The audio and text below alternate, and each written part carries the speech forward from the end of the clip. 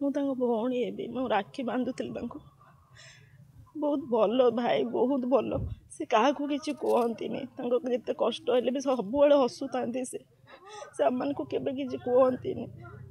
ତାଙ୍କର କ'ଣ ଥିଲା, ତାଙ୍କ ମନରେ ବହୁତ କଷ୍ଟ ଥିଲା, ସେଟା ଦବେଇଛନ୍ତି। ସେ ଆମମାନଙ୍କୁ କେବେ କିଛି କହିନାହାନ୍ତି।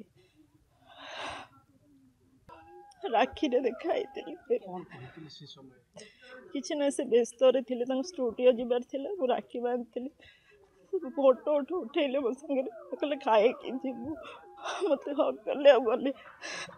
ତାପରେ ମୁଁ ଥରେ ଯାଇଥିଲି, ସେ ଶୋଇଥିଲେ ତ ମୁଁ ଡିଷ୍ଟର୍ବ କଲିନି ତାଙ୍କୁ, ପଳେଇ ଆସିଥିଲି ଏବେ ରିସେଣ୍ଟ। ସେ ଭଲ ଥିଲେ, ଏମିତି କିଛି ନଥିଲା ତାଙ୍କର, ଜଣା ବି ପଡ଼ୁନଥିଲା।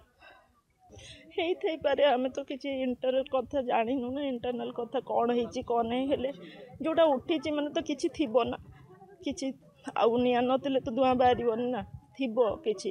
ଆଉ ସେ ବି ବହୁତ କଷ୍ଟରେ ଥିଲେ, ଯେଉଁଟାକି କାହାକୁ କହୁନଥିଲେ। ସେ କାମ ପ୍ରତି ତାଙ୍କର ବହୁତ ଡେଡିକେସନ୍। ତାଙ୍କର ଭାଇ ଖାଲି କାମ ଜାଣନ୍ତି, ଆଉ କିଛି ନାହିଁ ତାଙ୍କର ଲାଇଫରେ।